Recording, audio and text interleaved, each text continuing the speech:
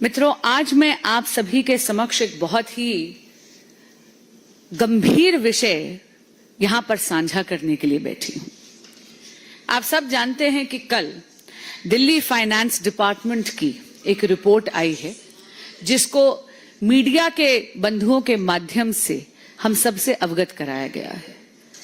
इस मीडिया की रिपोर्ट, इस दिल्ली फाइनेंस डिपार्टमेंट की रिपोर्ट से यह स्पष्ट हो गया है कि दिल्ली की अर्थव्यवस्था के विध्वंस के लिए पूरी तरह जिम्मेदार हैं माननीय अरविंद केजरीवाल जी, आम आदमी पार्टी की सरकार और माननीय मुख्यमंत्री आतिशी जी, जो दिल्ली की वित्त मंत्री भी हैं।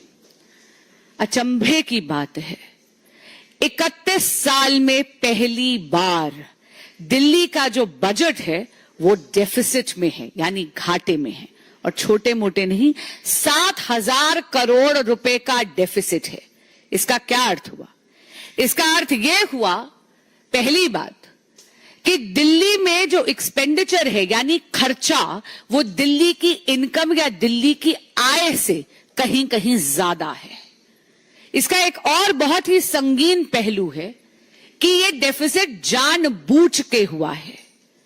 आपको याद होगा, जब विधानसभा के पटल पर यह बजट पारित करा गया तो तब माननीय सीएम आतिशी जी ने, जो तब केवल वित्त मंत्री थी, उन्होंने दिल्ली के बजट के सरप्लस होने की घोषणा करी थी।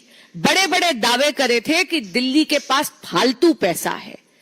लेकिन आप ये देखिए कि इसेंशियल इंफ्रास्ट्रक्चर प्रोजेक्ट्स, जैसे कि दिल्ली में अस्पतालों की मरम्मत, नया कोर्ट कॉम्प्लेक्स बनाना, सैलरीज देना कर्मचारियों को, कर्मचारियों की पेंशन और इस प्रकार के ऐसे कई बड़े खर्चे, इनका बजट में प्रावधान ही नहीं करा। They did not make provisions for over 7,000 crore rupees in the budget of Delhi. ये जानबूझ के करा गया क्योंकि दिल्ली सरकार ये झूठ फैलाना चाहती थी, जनता को भ्रमित करना चाहती थी कि दिल्ली के पास सरप्लस पैसा है। अगर आप देखेंगे तो आम आदमी पार्टी की सरकार ने जानबूझ के दिल्ली के अकाउंट्स फज करे हैं।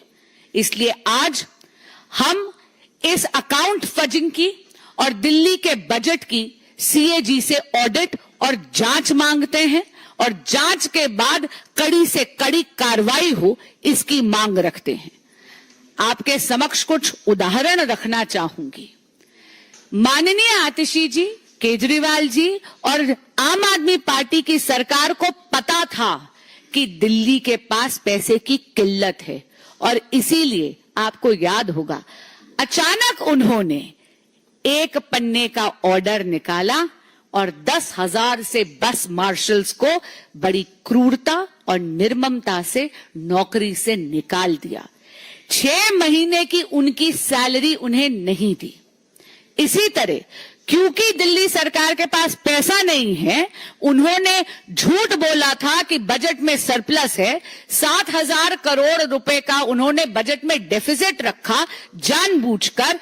आप देखिए, शिक्षा के क्षेत्र में भी उन्होंने वोकेशनल ट्रेनिंग टीचर्स के साथ भी यही करने का प्रयास करा। बड़ी बेरहमी से एक पन्ने के ऑर्डर से उनको भी निकाल दिया नौकरी से। ये तो माननीय उपराज्यपाल जी की इंटरवेंशन हुई तो उन टीचर्स की नौकरी दोबारा बहाल हुई। इसी के साथ आपको याद होगा, honourable supreme court of India ने जब आरआरटीएस के प्रोजेक्ट का केस चल रहा था तो अल्टीमेटम दिया उन्होंने केजरीवाल सरकार को कि आप इसेंशियल सर्विसेज या जो इसेंशियल इंफ्रास्ट्रक्चर्स हैं उसके लिए आम आदमी पार्टी की सरकार पैसा नहीं दे रही, और देगी भी कहां, क्योंकि आम आदमी पार्टी की सरकार ने दिल्ली के बजट में प्रावधान ही नहीं रखा, जैसा इस रिपोर्ट से स्पष्ट हो रहा है। सुप्रीम कोर्ट को यह अल्टीमेटम देना पड़ा, आम आदमी पार्टी की सरकार को लताड़ना पड़ा कि हम आपका एडवर्टाइजमेंट